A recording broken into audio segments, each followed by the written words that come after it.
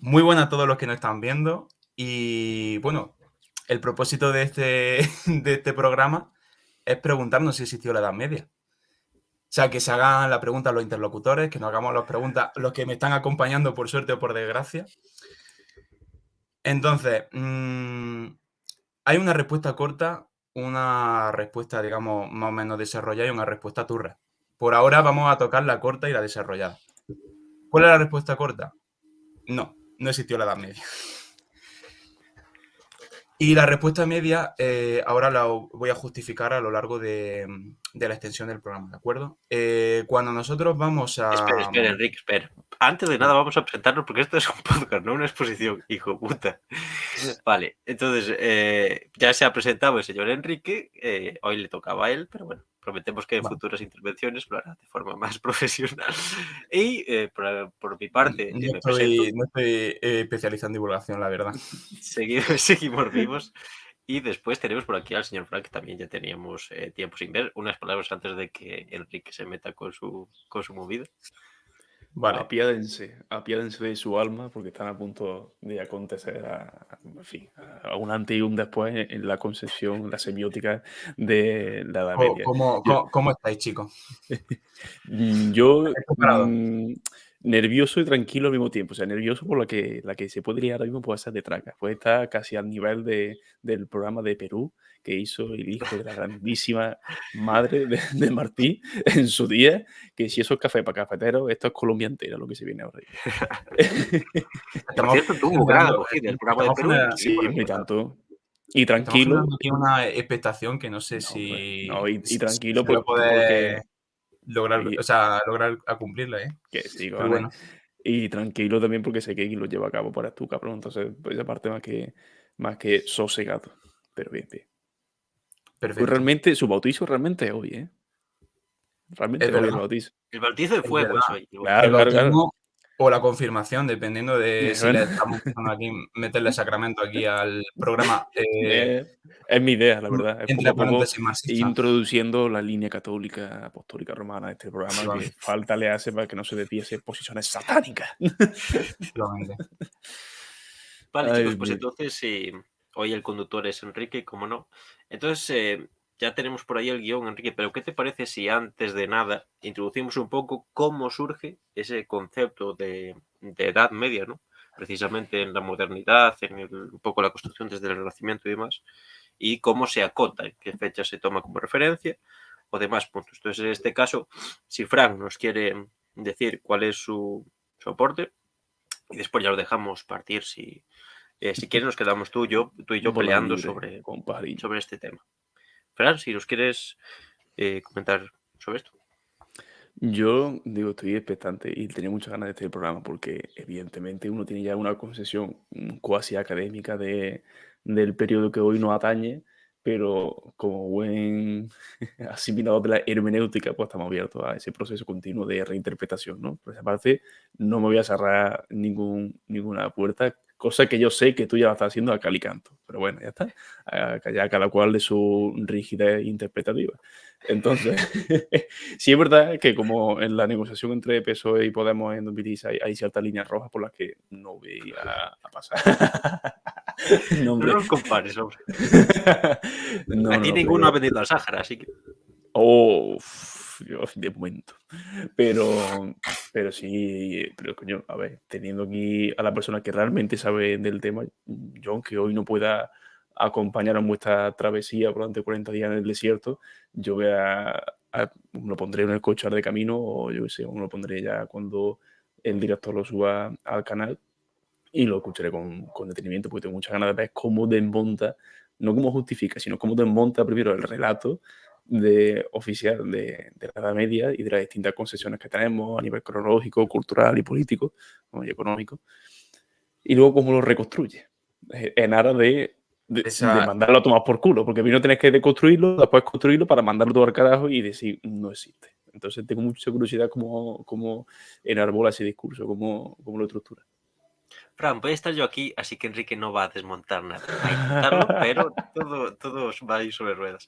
Me tiene, Vale, Fran, entonces... me tiene un bozal conceptual puesto el pobre. Sí. Claro, Un pues, sensor de mucho es que, cuidado, ¿eh? es que si no te diluyes, Enrique, si No, no te pongo no. ese bozal, tú te diluyes.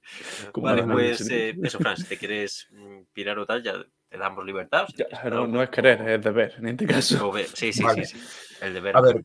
ver, El deber me llama. o sea, si nos fijamos y nos fijamos a las fuentes, cuando nace el concepto de, Oh, ni chavales. siquiera el concepto de edad media, ¿no? Sino, vale, Sí, dale, Enrique.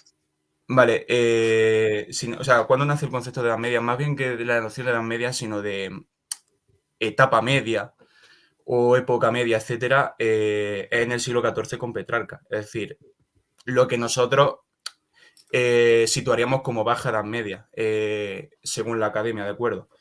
Y son en unos círculos muy concretos, concretamente en el círculo napolitano y materializado en Petrarca.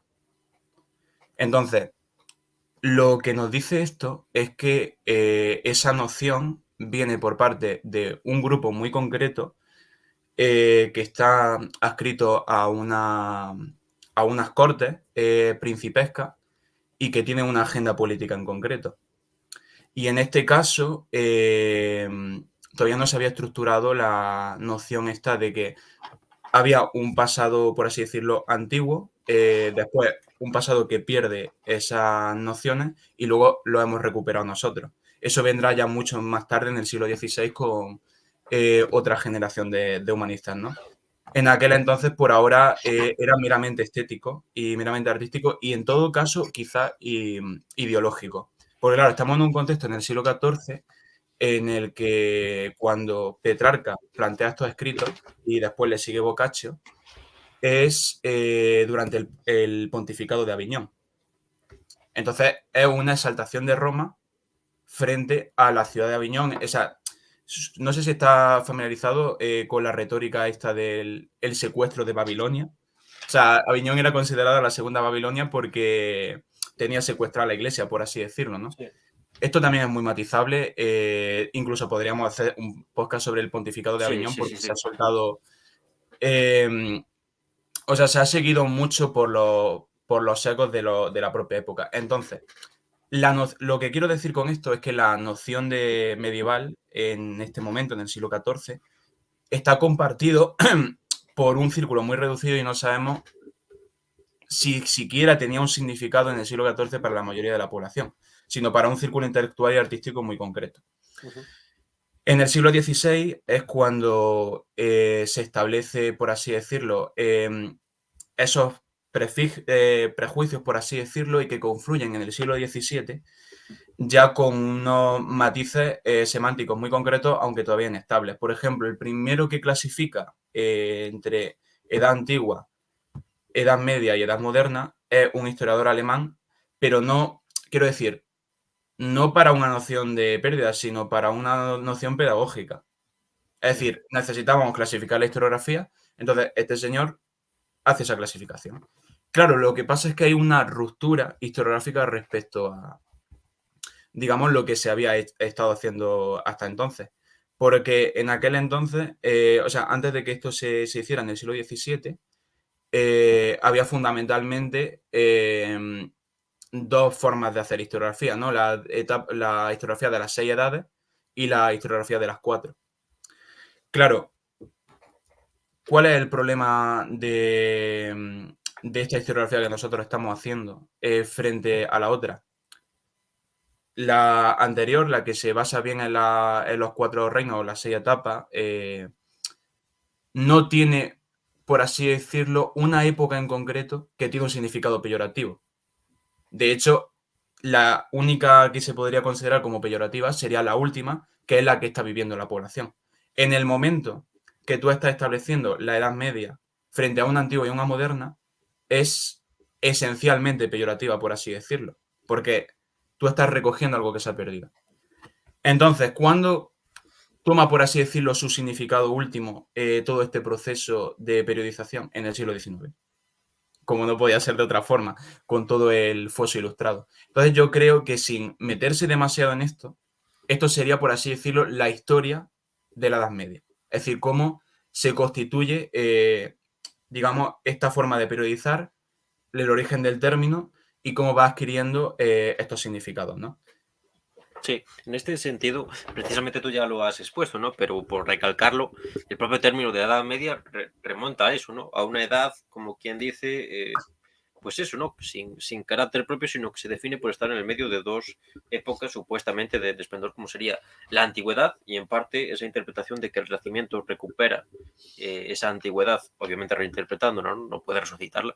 Entonces, claro, parte de ese concepto de eso, ¿no? De concepto intermedio, podríamos decirlo, algo así, ¿no? En sentido, aparte porque claro, precisamente en el final del Imperio Romano supone un cataclismo a todos los niveles, eso creo que es innegable, podríamos meternos en las causas o no, que nos meteremos en otro programa, pero claro, precisamente de ahí se bebe ese concepto de que como que en esa Edad Media todo se va reestructurando desde la caída del Imperio Romano hasta después que posteriormente, pues eso, en Italia surge una serie de élites y demás, ¿no? Y se llega a una época de desarrollo, de relativa tranquilidad social en comparación con el fin del Imperio Romano y demás, ¿no?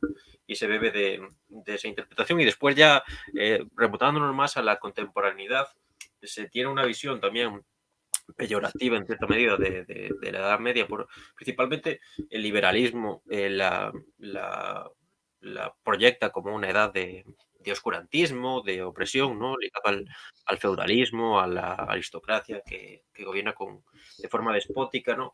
Y también lo enfoca en las clases populares que vivirían de una forma, pues eso, muy paupérrima además, ¿no? Después el romanticismo la vuelve a recuperar para ensalzarla y demás, ¿no?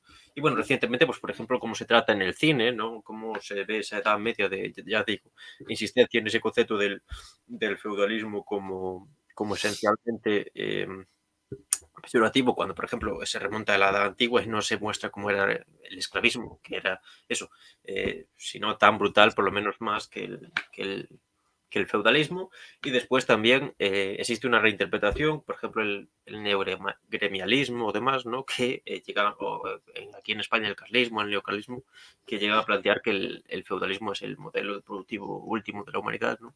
Y que se debería volver a él porque era equilibrado y demás, ¿no? Vázquez Mella, todos estos conceptos, no es el tema de hoy, pero bueno, para dar un contexto, ¿no? Entonces, contextualizado así, no sé si quieres apuntar algo más, si no ya nos metemos un Sí, poco bueno, o sea, lo único que con respecto al cataclismo del Imperio Romano es que daría para otro podcast, Sí, sí, si sí. fue caída o transformación y fue un proceso, es decir, lo que normalmente suelo cuestionar cuando se habla de esta dinámica es la fecha mágica del 476 y que era Roma Mm. antes y después, o sea, Sí, si pero eso es continuamos. otro tema, eso es otro tema. Claro, es otro tema, pero lo quiero señalar para que los interlocutores sepan que no estamos perpetuando esa idea, Ok. o al menos no es mi caso.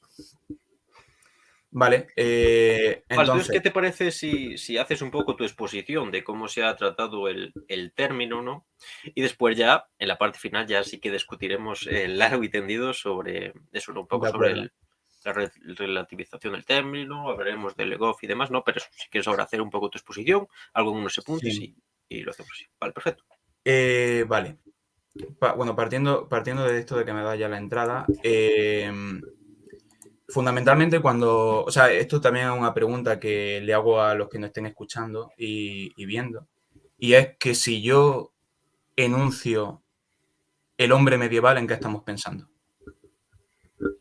Es decir, la imagen que te viene a la cabeza.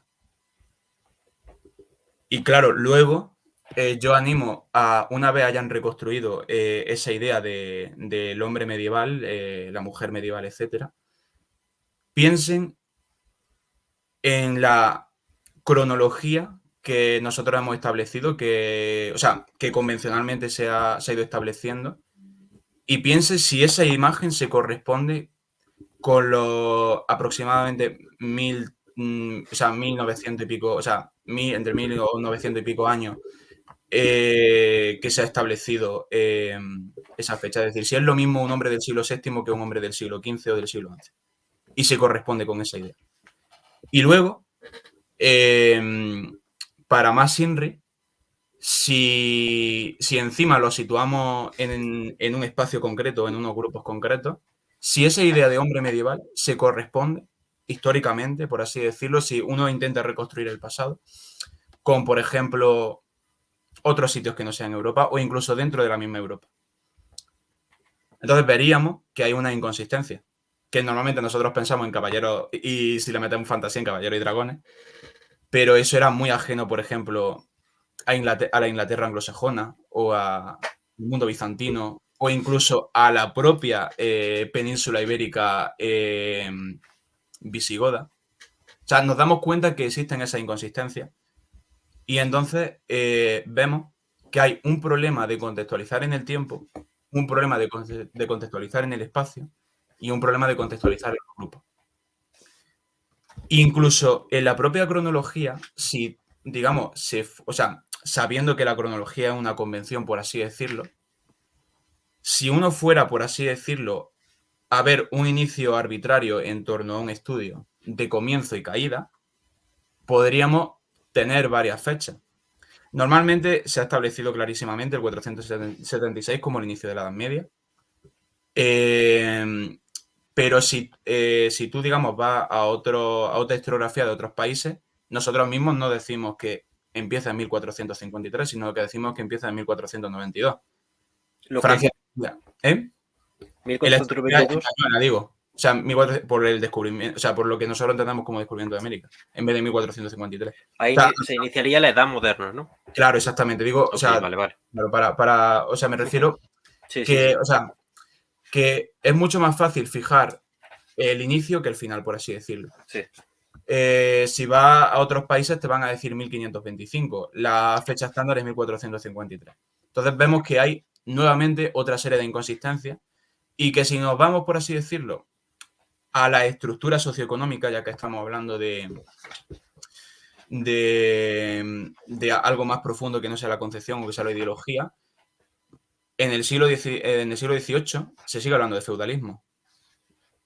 Me refiero cuando están los teóricos ilustrados o los teóricos revolucionarios del contexto francés, la premisa es acabar con el feudalismo, ¿no? Claro. Entonces, ¿dónde cortar? ¿Dónde lo situamos, no? Entonces, claro, ante eso, yo, digamos, por así decirlo, lo que establezco es una serie de soluciones que me he basado en parte en Jacques Heer y en Clive Smith. Además, digamos, teniendo en cuenta la problemática de Jacques Le Goff. Entonces, ante eso, digamos que lo primero sería, por así decirlo, situar un contexto claro entre el espacio, el tiempo y los grupos, ¿no? Es decir, ver más o menos una mezcla entre lo que continúa y lo que permanece del mundo posromano o incluso ya del año 700 y tal, ver que hay como unos patrones culturales concretos y entonces ahí sitúa un marco de estudio entre el espacio, el tiempo y los grupos, por así decirlo, ¿no? Entonces, teniendo en cuenta eso, digamos, tenemos como tres formas de solucionar el problema, ¿vale? La más estandarizada es la división, digamos, en tres de alta edad media, que duraría de los 5 al 11, la plena edad media que se desarrollaría entre los siglos XI y XIII y la baja edad media entre los XIII y XV. Y esto, insisto, teniendo en cuenta de que la periodización es arbitraria y ha sido establecer esa fecha en torno a un indicio. La otra solución, que es la que plantea la nueva historia medieval de Cambridge, ¿vale? Es hacer un macroestudio a lo bestia, incluyendo zonas que no serían propiamente del occidente medieval cristiano. Y entonces se divide, por así decirlo, en varias etapas, ¿no? Es decir, una que comprendería desde el 500 hasta el 700, otra desde el 700 hasta el 900, otra desde el 900 al 1024, continuando desde 1024 a 1198, otra de 1198 a 1300, otra de 1300 a 1415 y luego de 1415 a 1500. Es decir, se respetaría, por así decirlo, convencionalmente esa edad media de 1000 años, pero estaba estableciendo desde el 500 hasta el 1500 por poner, insisto, dos números, pero además lo extienden a muchísimos sistemas culturales, no solamente al occidente cristiano medieval, porque teniendo en cuenta que hay sistemas culturales que interactúan con sistemas que no son cristianos. Por ejemplo, como aquí la península ibérica o mismamente los reinos cristianos. Por eso, ese entra ya otro problema en el espacio, ¿no? Es decir,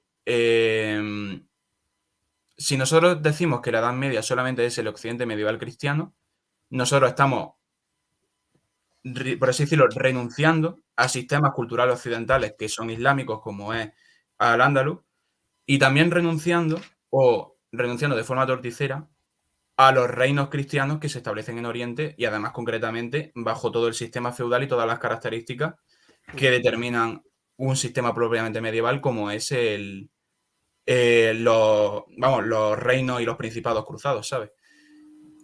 Y la última solución, que sería, por así decirlo, la que más engloba y la que más integra todo lo que estoy diciendo, es entender que existen todas estas etapas de forma independiente y conectadas, pero además entender dos macroetapas, ¿vale? Una desde el siglo IV hasta el XII y otra desde el XII hasta el XVIII. La noción de larga Edad Media. Esto era lo que proponía, o sea, lo que planteaba Legoff, ¿no? Es decir, que la Edad Media o ha sido demasiado corta o demasiado larga. Si nos queremos fijar, por así decirlo, en todo.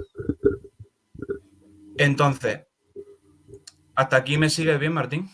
Sí, yo creo que, a ver, ya digo, es café para cafeteros, es historia conceptual y demás, ¿no? Pero bueno, creo que de momento hasta aquí se sigue el asunto. Entonces, claro, la pregunta lógica de todo lo que he hecho sería plantear, vale, pero ¿por qué esta arbitrariedad y no la que se ha ido estableciendo? Es decir, ¿qué criterios se han seguido para construir, por así decirlo, estas tres alternativas? Bueno, yo vuelvo a seguirme, a seguir basándome en Kleismith en este caso. No solamente en Kleismith, perdón. En Wickham, que además es, por cierto, historiador marxista. Y es alguien Eso quería hacerlo yo, pero bueno, no vamos a entrar en ese término. No, me refiero historiador historiografía marxista, por así decirlo, o al menos eso no dice. vamos a pelearnos por eso, Enrique. Seríamos la tarde y sería un inútil. De acuerdo. Vale. Él lo que propone, de acuerdo, es establecer métodos comparativos. Es decir, en la medida posible, hacer análisis regionales y después de esos análisis regionales, es que damos una tarea titánica, ver en qué se diferencian, es decir, en qué divergen y en qué convergen todos esos microsistemas culturales para establecer lo que viene siendo unas características compartidas, que es lo que nosotros entenderíamos como propiamente medieval. Y dentro de eso, esas características compartidas, que se corresponden en esos espacios y, por ejemplo, serviría para decir, vale, este sistema es así y diverge de esa forma entre el 700 y el 900. Y entre el 700 y el 900 ocurre esto en el mundo en lo que nosotros podemos integrar por medieval. Entonces, teniendo en cuenta eso, una vez se hace ese análisis comparativo y esas características generales en abstracto, una vez las tiene sustraídas, se podría de alguna forma, mediante la analogía entre lo abstracto y lo concreto con esas sociedades que no se han hecho el análisis, ver si se corresponde y se podría, digamos, decir verdaderamente que comparten una semejanza. Eso sería el método comparativo, tanto el ascendente como el descendente, una vez tienes la abstracción, sí, para utilizar el marco que estoy proponiendo, ¿no? Entonces, lo último que me quedaría, o de las últimas cosas que me quedarían por decir, ¿de acuerdo?, es qué ocurre cuando tú estás comparando sistemas que comparten características, pero no forman parte de la misma integración conceptual, por así decirlo, ideológica. Es decir, si tú comparas una sociedad islámica que está interactuando con una sociedad cristiana y aún así se podrían apreciar resultado de esa interacción, semejanza o divergencia, ¿cómo se hace, no? Entonces, claro, el problema es que ni el funcionalismo ni el estructuralismo te valen para eso, porque es que el funcionalismo no concibe el cambio cultural. Es decir, cuando un sistema cambia, ya es otro sistema. Es decir, son diferentes, por lo tanto no se podrían comparar. No, ya no solamente eso, aparte que sean diferentes y no se pueden comparar, sino cuando un propio sistema cambia a lo largo del tiempo, Sí, no podríamos hablar del mismo sistema según el funcionalismo, porque claro. ha cambiado algo que ha hecho que ese sistema ya no, digamos, Ya ya no no es el sea el mismo. mismo. Sí, Exactamente. Entonces, por eso me gusta mucho el enfoque interaccionista, de, digamos, por así decirlo, entender o sea, a ver si a ver si lo consigo plantear bien, sino que, por así decirlo, lo que esta comparación permite es que se puedan comparar distintos sistemas culturales e integrarlos dentro de un mismo resultado. Porque concibe que el cambio no es absoluto y que constantemente los sistemas culturales están interactuando entre sistemas y dentro de su propio sistema. Eso entraría en unos debates filosóficos en los que, francamente, yo no estoy capacitado ahora mismo para entrar, pero básicamente esa sería la idea.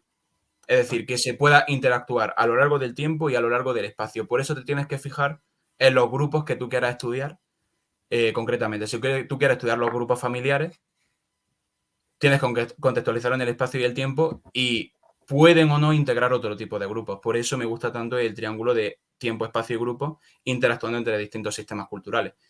Claro, las similitudes que se pueden sacar entre un sistema islámico y un sistema cristiano, pues no son las mismas que comparando distintos sistemas islámicos o distintos sistemas cristianos, pero te sirve para sacar información. Y por último, la conclusión a la que yo he llegado después de hacer esta exposición y de investigar lo poco que he podido, he llegado a una conclusión y es que la Edad Media o sea, es decir, la noción semántica de Edad Media no existe por sí misma.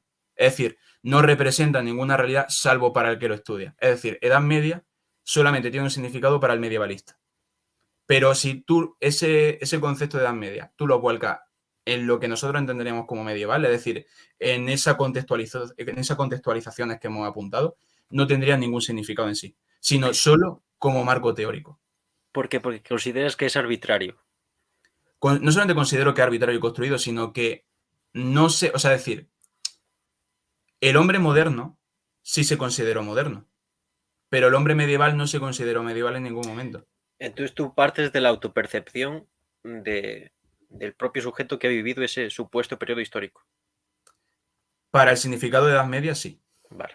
Vale, en esto es lo que vamos a discutir. Entonces, bueno, Claro, ahora vamos a hacer eso, tratar de debatirlo y tratar de acuerdo. de darle una vuelta. Yo me quería referir primero un poco al marco que tú utilizas, ¿no? Ya la visión un poco tanto de la cronología como de de las propias etapas de la historia y demás, ¿no? Y después ya meternos un poco más en lo que es la propia Edad Media, ¿no? Vale, Vale. entonces, toda esta exposición yo creo que nos acaba llevando a un cierto relativismo que nos lleva mucho más allá, ¿no? Porque claro, tú partes precisamente del concepto de identidad del propio sujeto que ha vivido esa historia, ¿no? Y es verdad, por ejemplo, en la Edad Media se definían la identidad predominante del cristianismo, pero aquí yo tengo que introducir el concepto del material y materialista, porque si no, es que no se entiende la propia concepción. Entonces, claro, tú has hecho la diferencia de ¿cómo cortamos la Edad Media? Lo cortamos por una fecha, con 1492, un cambio drástico y demás, pero ese cambio no acaba con una de las instituciones básicas del feudalismo, como has dicho que se habla en la ilustración, que es el propio feudalismo. Los contratos enfiteuticos, eso, ¿no? La servidumbre, ¿no? Es verdad que la servidumbre como tal evoluciona a lo largo del tiempo, pero sigue siendo la misma institución, ¿no? Que eso que va, la servidumbre, los contratos enfiteuticos, que es un arrendador y un arrendatario, por simplificarlo mucho, ya surge en el mundo antiguo. No es lo predominante, pero surge ahí precisamente en el mundo bizantino. La palabra de enfiteusis surge ahí, ¿no? Y después se desarrolla con el tiempo y hasta que no se imponen las revoluciones burguesas, Inglaterra, Estados Unidos y Francia, no se acaba con esa institución. Entonces ahí es cierto que no se acaba con la institución del feudalismo. Es cierto, por ejemplo, que la división en edad moderna corresponde a cuando se empieza a desarrollar el mercantilismo y dentro del propio feudalismo surge una clase como es la clase burguesa, la clase mercantil, demás, ¿no? Como en principio puede convivir con el sistema feudal, pero llega un punto en el que su desarrollo es tan grande que necesite imponer sus condiciones de propiedad y demás en un ámbito en el que no las tenía, como es el propio campo, ¿no? Y cómo necesita que se imponga la propiedad privada en el propio campo, y necesita que eso, ¿no?, que se lleve a cabo, que es lo que después, posteriormente, se conocerá como apropiación. Sí, apropiación originaria, no me acuerdo el término exacto, pero bueno, es esa gran revolución agraria, entendido en sentido capitalista, ¿no? A pesar de que eso, de que el condicionante primero para que se pueda dar esa situación es la conquista de América, porque eso consigue que se reúne una gran cantidad de recursos que posibilitan después ese desarrollo, ¿no? Entonces yo creo que este es el marco que yo tengo, por ejemplo, ¿no? Y claro, es cierto, por ejemplo, lo que comentas de que todas las divisiones a lo largo de la historia, la cronología, son arbitrarias, obviamente, ¿no? Es eso, nadie en el siglo I se levantaba diciendo que igual que estoy viviendo el Imperio Romano, además eran ciudadanos romanos, se consideraban como tal, ¿no? Pero eso, en otras geografías no tenían esa noción de historia antigua, ¿no? Tenían otro concepto de identidad, por eso yo no creo que sea aplicable.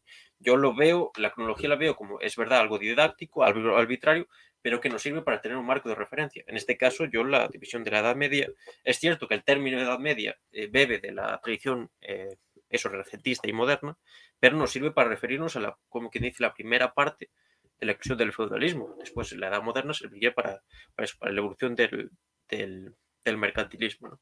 Entonces yo creo que ese es el contexto que tenemos que tener, porque, y esto también es una crítica a cómo va derivando la historia, ¿no?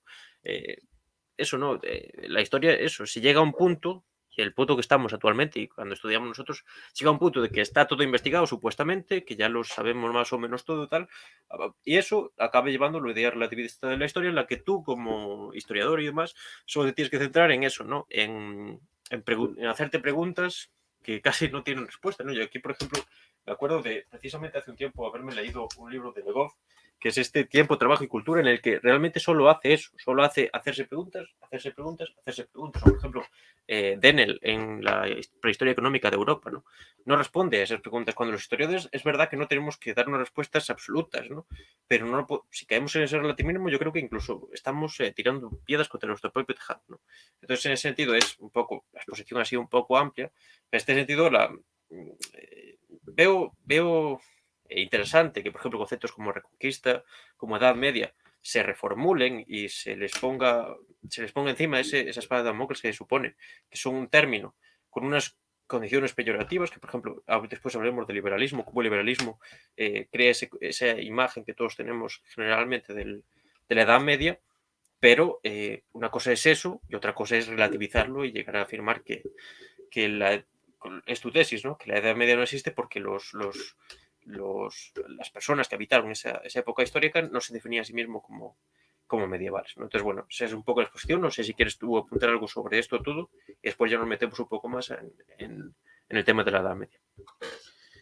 Bueno, sí, varias cosas.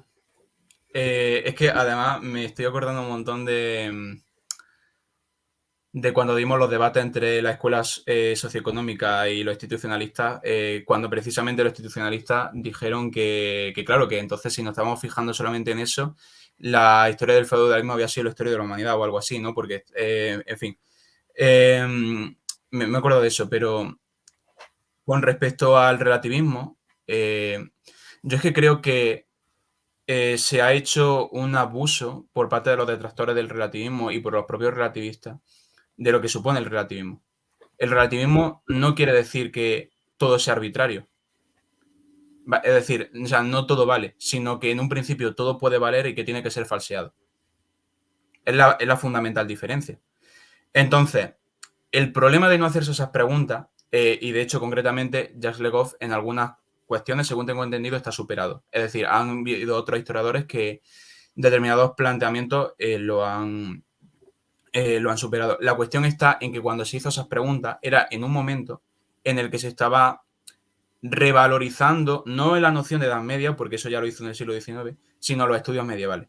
Es decir, se estaban preguntando cómo podían hacerse investigaciones desde otro punto de vista, es decir, hasta qué punto se podía hacer, por ejemplo, antropología histórica de la Edad Media, o si se podía hacer un estudio demográfico de la Edad Media, etcétera, etcétera. Todo lo de Anales, o sea, es decir, no... Sí, claro, es la no evolución algo, de la historia claro, de las mentalidades de Anales claro, aplicado no es algo que no sepa. Entonces, Mi tesis fundamental no es basarse solamente en la autopercepción, porque si solamente nos basáramos en la autopercepción no habría preguntas que no podemos responder, Claro. sino en que tal como se ha planteado la historiografía de las edades, es decir, y concretamente fijándose en aspectos concretos, si son, por ejemplo, los aspectos socioeconómicos, hay preguntas que no puedes responderte. Porque cuando hay un cambio económico, no tiene por qué haber un cambio de mentalidad inmediatamente. ¿Entiendes lo que quiero decirte? Es Sí, decir, pero es lo que lo condiciona en última instancia. bueno,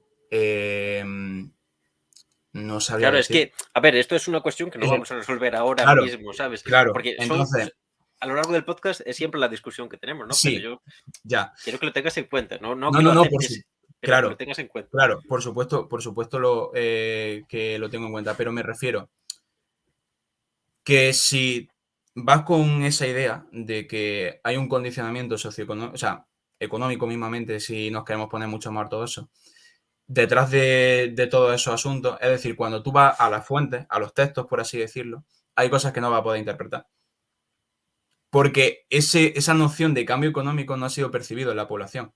Entonces, si quieres hacer un estudio ideológico, por ejemplo, y no tienes en cuenta la autopercepción del grupo que tú estás estudiando, no va a poder responder a esas preguntas. O al menos lo va a responder con una inconsistencia que si tuviera en cuenta la autopercepción, sí las tendría. Entonces, por eso salen todos esos libros de preguntas abstractas y de preguntas que pueden parecerte vacías, pero que en su momento es que fueron necesarias porque se estaba reconstruyendo un marco conceptual. Entonces, un sitio que tenga en cuenta, o sea, digamos, un estudio que tenga en cuenta una interacción entre poblaciones y grupos islámicos y cristianos, o que tengan que tenga en consideración no solamente a los soberanos, sino también otros tipos de grupos socioprofesionales de todas las cosas, a la hora de hacer su análisis diacrónico y sincrónico, va a ser más rico, o al menos va a tener menos inconsistencia que uno que no los tenga. Entonces, esa es la cuestión y es la ventaja, por así decirlo, de definir muy bien el campo que estamos estudiando, sobre todo en la Alta Edad Media, cuando tú no tienes tantas fuentes. Cuando tú cuando tú necesitas esa explicación, ¿sabes? Bueno, dime, por favor. Sí, a ver, claro, yo entiendo, pero Sí. claro, yo no planteo lo que tú has dicho de los institucionalistas de centrarse solamente en los aspectos No, no, claro, económicos. Sin es que embargo, entonces sería una persona muy distinta. Solamente claro, que entonces, que me ha recordado, dime. claro, yo lo que planteo es que en el campo cultural, ¿no? El campo de Sí. las ideas nunca han sido autónomas. Es decir, a nivel filosófico, una idea siempre parte de la materia.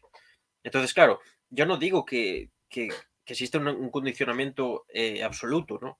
Pero hay que tener siempre en cuenta ese marco material. Y siempre que nos ponemos a relativizar y demás, y si ha puesto a relativizar, creo que es el error de eso, ¿no? De caer en una espiral de eso, ¿no? De relativismo que nos puede llevar a eso, ¿no? Al concepto de si realmente hubo una edad media como tal, por ejemplo, el arte que tenemos o los edificios medievales que tenemos son construidos posteriormente, que por ejemplo, muchas catedrales a lo largo de Europa, por nociones de recursos y demás, no se acabaron hasta el siglo X y XIX, ¿no?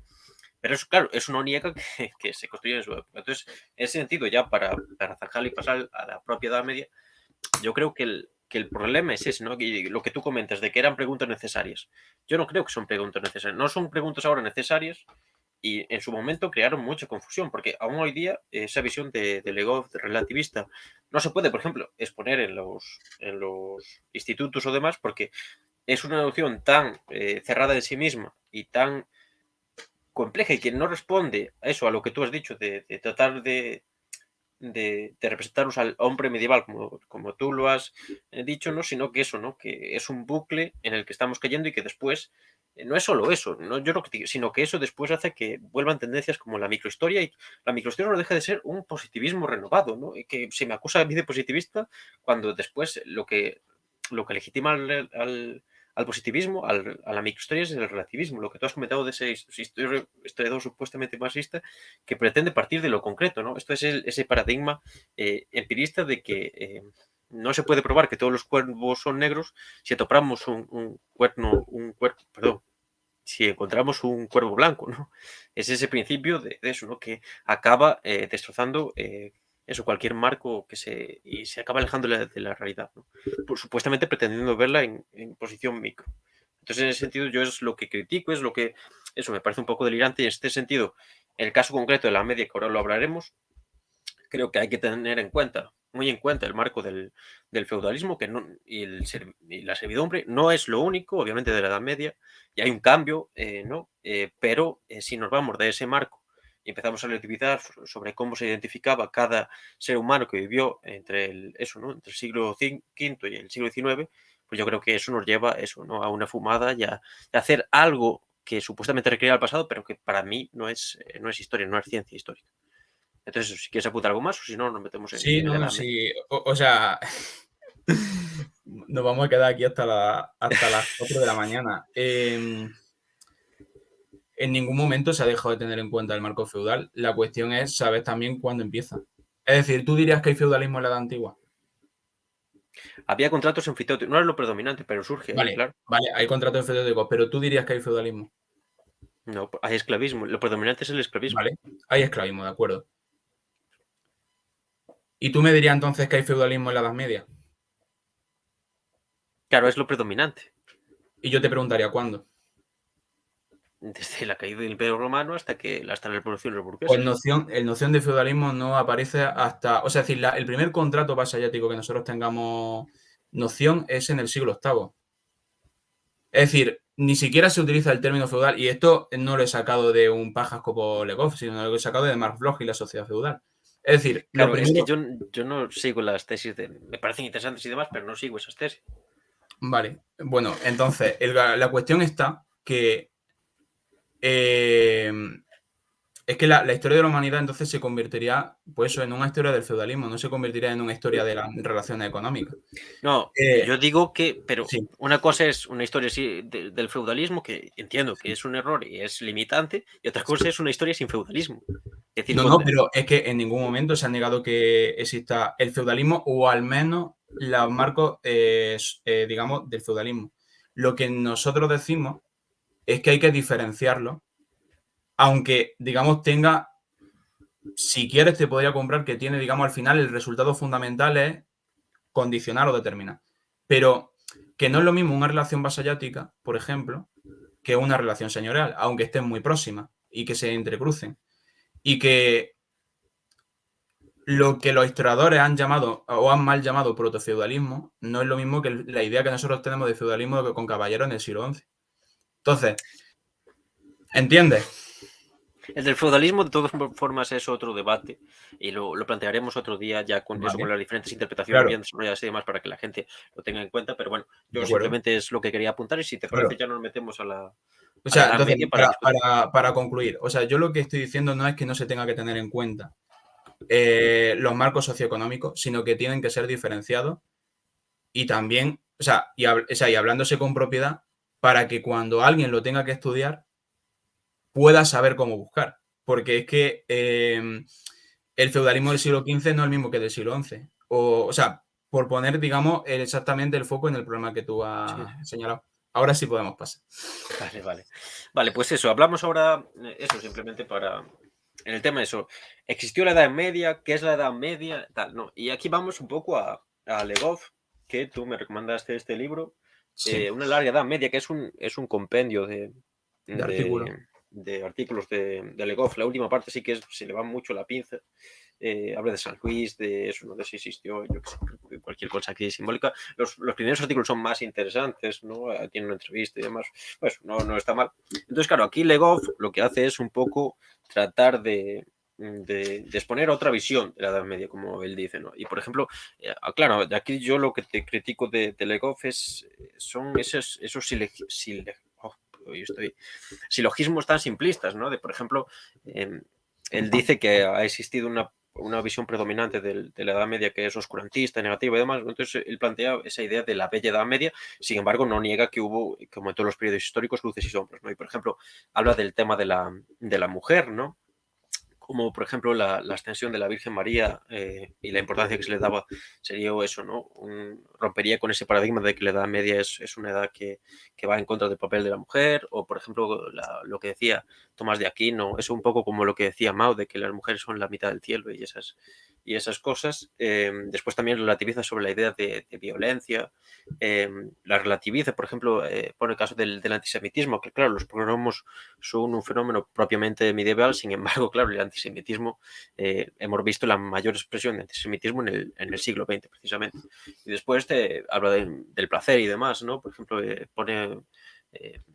pone como ejemplo el escepticismo, ¿no? El rechazo del placer en la Edad Media, supuestamente, ¿no? Entonces eso, hace ahí una serie de paradigmas que pretenden revisar un poco esa idea de la Edad Media y sobre todo estirarla, ¿no? Es decir, claro, es lo que comentaste tú hasta la bueno, lo que comenté también, ¿no? Hasta las revoluciones burguesas, los caracteres básicos del feudalismo continúan, aunque él lo lleva, ya digo, más a un carácter cultural que propiamente, ¿cómo decirlo?, institucionalista, ¿no? Como tú has dicho, ¿no? Entonces, en ese sentido, pues eso, tampoco, también lo que tú has comentado del mundo bizantino. Claro, el mundo bizantino, por ejemplo, al perdurar el Imperio Romano hasta el siglo XV, ellos hacen una división diferente de la historia, ¿no? Hablan del Imperio Romano tardío, el Imperio Romano, eso, más en su época más baja y demás, para que entendamos eso, la cuestión de la relativización de las cronologías, ¿no?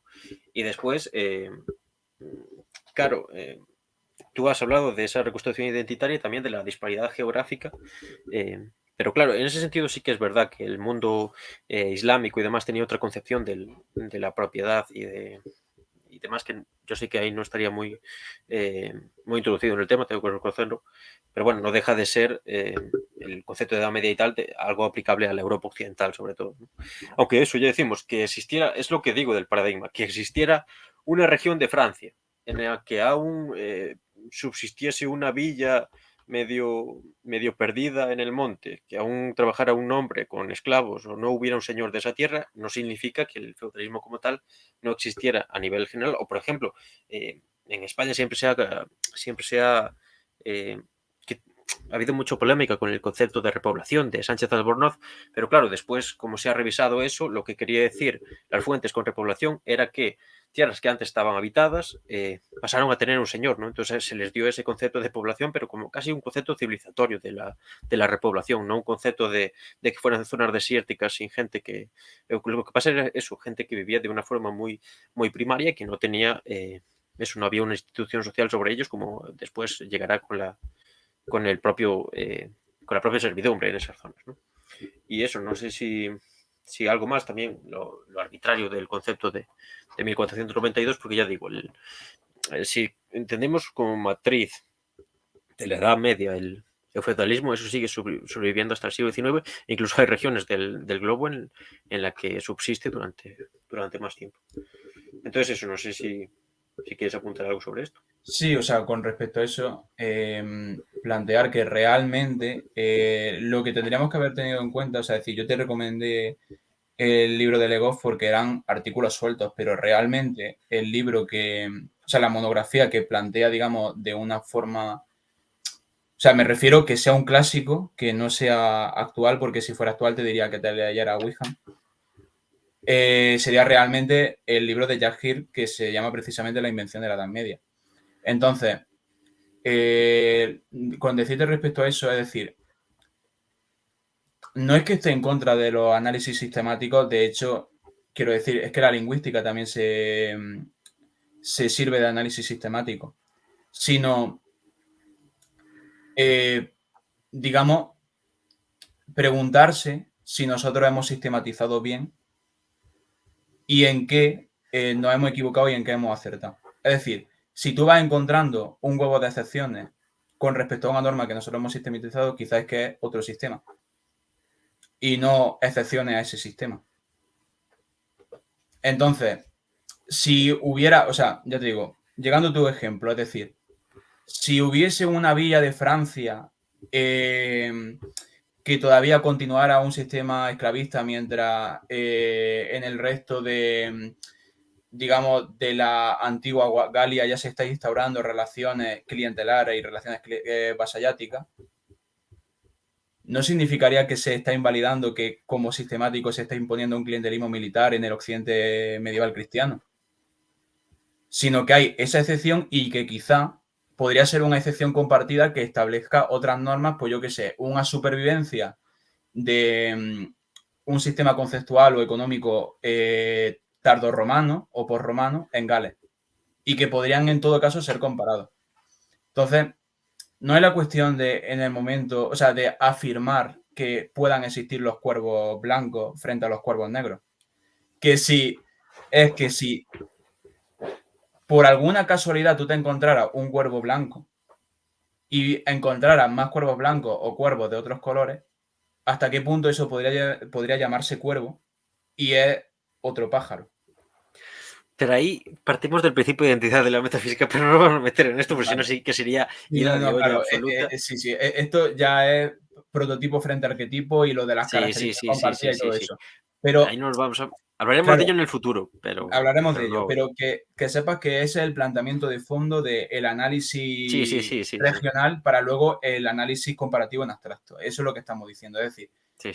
si nosotros renunciáramos a los sistemas, nos volveríamos absolutamente locos o incluso renunciar a parte del conocimiento que nosotros hemos acumulado. Sino no asentar, por así decirlo, de una forma tan categórica lo que han categorizado los historiadores del siglo XVIII y del siglo XIX, porque interpretamos la realidad de una forma muy distinta a ellos, sin menospreciar sus aportaciones. Pero hablar de edad media o aceptar que... Bueno, Vale. sí, no Entonces, es lo mismo que eso, claro, seguir a pie juntillas la historiografía del siglo, que es lo que siempre digo, el positivismo ya ha muerto, es decir, seguir escupiéndole al cadáver del positivismo desde el relativismo es lo mismo. Pero bueno, eso ya lo hablaremos en vale. otro momento. Entonces, Y volviendo al tema de la Edad Media, sí. el problema o sea, pero esto realmente entra en una reflexión más profunda que entra dentro de la que nosotros podemos entender como antigua, moderna, contemporánea, etcétera. Es decir, nosotros asociamos con el término medieval una serie de características, ¿de acuerdo? Es decir, feudalismo, castillos, caballeros, etcétera, etcétera, etcétera. ¿Qué pasa si nosotros llevamos a ese caballero guapísimo, enamorado del amor cortés, con su castillo, su pelazo, a lo que nosotros hemos priorizado como medieval? ¿Encajaría? Depende. En el siglo XI, muy bien. En el siglo VI, no. ¿Encajaría en lo que nosotros hemos llamado mundo medieval islámico? No. ¿Encajaría en lo que nosotros llamaríamos como mundo medieval bizantino? Tampoco. Entonces, lo que quiero decirte con eso es que incluso la propia noción de feudalismo sí podría encajar en lo que nosotros entendemos por medieval. Es decir, las características que estamos enumerando. Entonces, o sea, yo sé que te está reventando por dentro, Sí, pero me estaba matando, Enrique. claro, pero entiéndeme, es decir, o sea, Hijo de puta. Vale, Enrique, vale, nos estamos yendo de... en fin, claro, he hecho toda la exposición, he hecho entenderte qué tal, y después tú sigues a tu bola de ¿existe el hombre? ¿Existe la realidad? ¿Vivimos en Matrix? En fin, pero bueno, solo por apuntar ahora al final que eso, ¿no? Que este es un programa muy para cafeteros, muy de olla. Entonces, bueno, pues dejadnos en los comentarios si queréis más programas así o si os ha dolido mucho en el pecho y queréis que dejemos de hacerlo. Porque eso. Pero aún así, me gustaría apuntar algo sobre, podemos pensar, tipo de debates son una mamada, es verdad que puedes estar mejor estructurado, mejor preparado, por ejemplo, si hubiera estado Frank hubiera estado mejor porque os hubiera dado otra perspectiva de mano, pero yo creo que este tipo de debates son positivos y se dan poco, por ejemplo, en el ámbito más divulgativo, esto se suele dar en la academia así de vez en cuando, pero tampoco no es lo común. ¿Por qué? Porque, por ejemplo, esto ya llevándolo lo concreto, la Edad Media. Yo, por ejemplo, el año pasado estuve en un instituto y demás y te toca darla en segundo de la ESO, que eso es otra, ¿no? Tratar de explicar el feudalismo en casi menos de 3 meses para chicos de 14 años. Pero bueno, cuando lo llevas a la práctica, incluso en los libros y demás, ¿no? Te sigue vendiendo esa Edad Media. Por ejemplo, sigue estando muy presente la interpretación de Marc Bloch que se impuso casi por el miedo y por la inestabilidad, ¿no? Que eso fue un pacto tácito entre dominados y dominadores por el miedo, lo que no deja de ser sorprendente cuando es una interpretación historiográfica que ha caído ya en desuso, ¿no? Y después, por ejemplo, se tiene esa visión desde el liberalismo, ¿no? Por eso el relativismo para mí no critica ese paradigma, solo relativiza ese paradigma De acuerdo. liberalista de esos de una edad oscurantista y, por ejemplo, te sigue vendiendo la idea de la ciudad como islas de libertad, ¿no? Y te sigue eso, ¿no? Exponiendo, que, por ejemplo, también confunde mucho lo que es el esclavismo con el servilismo, ¿no? Y eso, tiene una visión, pues eso, eminentemente liberal, de que supuestamente al acabarse el feudalismo con las revoluciones liberales todo fue mágico y demás, ¿no? Cuando simplemente, como tú has dicho, es una transformación, ¿no? Hay un cambio de base importante, ¿no? Y eso, ¿no? Una opción de progreso incluso y demás, ¿no? Pero eso, ¿no? Creo que es interesante tener este tipo de debates para darnos cuenta de que tal vez la edad que se nos vende de la Edad Media, del feudalismo y demás, ¿no? Sigue viviendo tanto de interpretaciones historiográficas bastante desfasadas, que fueron innovadoras y en su época, pero ya no tienen mucha vigencia a la raíz de la revisión de las mismas y que se nos sigue vendiendo sobre todo una visión muy ideológica, que bien, por un lado es esa visión oscurantista, que por ejemplo en el cine ha triunfado mucho de la Edad Media, o si no, por el otro lado esa idealización del neogremialismo y demás, que yo a esa gente siempre le digo que si se van a trasladar a otra época histórica, se trasladen al escalafón más bajo para juzgar si esa época es realmente. Y en este caso, bueno, por ejemplo, que cojan la azada o demás para que nos digan cómo vivía un campesino en el siglo eso, 12, 14 o demás, ¿no? Entonces, bueno, tenerlo en cuenta y simplemente por apuntarlo, ya decimos, tal vez nos pasemos de Oscar por ese sentido, si quedan dudas o demás, o otro día para complementar y tal, lo hacemos en vivo y que pregunten dudas y demás, que dejen comentarios y eso que creo que sigue siendo necesario por ese sentido. A pesar de todo lo abstracto que habla este hombre, siempre aprendemos un montón con él y siempre es interesante. Enrique, unas palabras más o si no, pasamos a comentar. Muchas gracias. O sea, esto te lo agradezco de corazón, Martín, por haberte tapado la nariz y haber entrado más o menos en mi marco conceptual. O sea, yo sé que eso supone un esfuerzo, no me refiero a intelectual, sino me refiero de dignidad, de esfuerzo digno. Y la verdad que hablar más o menos entendiéndonos en este tema, porque es que si no pudiéramos habernos puesto en este marco conceptual, es que mi exposición no habría tenido sentido. Entonces quiero agradecer y aplaudirte tu colaboración en esto y lo agradezco muchísimo. Nosotros también te agradecemos a ti, Enrique, a pesar de todo lo desorganizado y demás. Entonces, eso, también deciros que vamos a estar un poquito ausentes, a ver si podemos conseguir grabar 2 o 3 programas para no perder la racha en abril y mayo, pero eso, se vienen meses complicados. Entonces, eso, si podéis dejar un me gusta, un comentario, incluso en programas pasados o demás, o compartirlo, pues nos ayudaría bastante para que eso, el tema de algoritmo, que ya nos odia bastante, en ese periodo para después volver en el verano con más fuerza, pues eso, que no os abandonéis en ese sentido. Y nada, ahora pasamos a la sección final en la que eso comentamos un poco tanto los comentarios que nos habéis dejado, la actualidad un poco y tal, charlamos un poco yo y Enrique. Así que eso, la parte teórica, como quien dice, ya se ha acabado, ahora ya viene un poco de más de charla y demás. Y eso, repasando los comentarios en nuestro programa número 13 sobre el nacionalismo gallego, pues eso tuvo una acogida, bueno, podríamos decir que aceptable. Nos comentó ahí el señor Pepe Electro, como siempre, ¿no? Siempre fiel. Y después, eso en YouTube, en iVoox, recibimos comentarios también, en este caso de Claudio Parafita, que nos comentó que él es de Coruña y que eso que le había dolido que no se hubiera mencionado al Depor, pero bueno, prometemos hacerlo en el futuro. Muchas gracias por haber comentado, nunca había, creo que es el primer comentario. Después tenemos a los señores de Ecos de la Historia, que desde aquí recomendamos encarecidamente que escuchen su programa, la verdad, muy, muy interesante. Sobre todo este último de la primavera árabe. Es un conflicto bastante complejo y que a nosotros nos gustaría abordarlo en otro momento. Decimos, muy, muy, muy interesante, que bueno, también comentó en iVoox en los últimos 2 programas, también la charla con Legión Novena Radiofónica, que si no la han escuchado, la verdad es que también fue muy amena, sobre todo, ¿no? Y creo que aún así tratamos temas interesantes. Y bueno, después en el último, en esa charla también nos comentó Antonia Luque, que sospecho que tendrá alguna relación familiar con Fran, y también como no, el señor Raúl, el equidistante, que eso, que hace tiempo que no hace directos y demás, lo echamos un poco de menos en ese sentido. pero bueno, lo apreciamos de todas formas. Enrique, no sé si quieres hacer alguna mención a alguna de estas amables personas que nos han comentado. Hombre, bueno, o sea, la verdad que me apena bastante que Raúl no esté haciendo directos porque era interesante por lo menos los planteamientos que hacía. O sea, yo es que no, o sea, empecé a dejar de colaborar con él porque me he centrado en la carrera y precisamente este tipo de podcast es que son de divulgación histórica, entonces me viene ni que pintado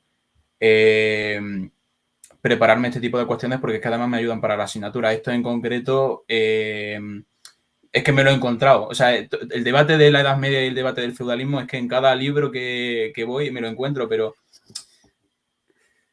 es que, o sea, esto es algo pues que quiero decir ya en un tipo de charla y es que me da la sensación de que la Edad Media y el mundo bizantino coinciden en el hecho de necesitar en cada libro reafirmarse y yo creo que eso viene por un problema de la divulgación y de la educación elemental de base, pero es que es un problema que no es que sean responsables unos pocos, es que todos somos en determinada forma responsables en cierto grado y a día de hoy, y lo digo con la total impotencia y lástima, no sé resolverlo. O sea, sé que eso hay que cambiarlo, pero no he pensado una alternativa fructífera en condiciones que no caiga en una especie de academia en casa. O sea, es decir, es muy difícil.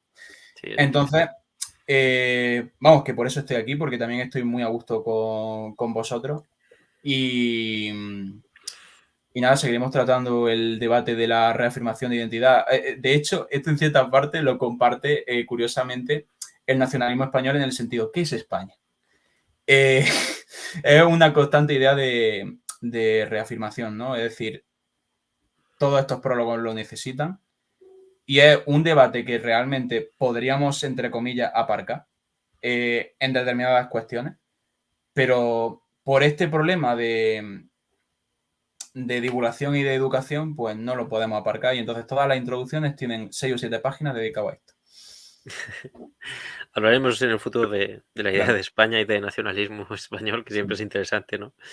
Pero bueno, hoy ya hemos dado bastante la turra. Agradecemos a toda la gente que tiene el valor de verse estos programas, porque la verdad es que es verdad que es algo muy novedoso y que no se suele ver. Yo creo que ese es uno de los pocos alicientes que tiene este tipo de programas.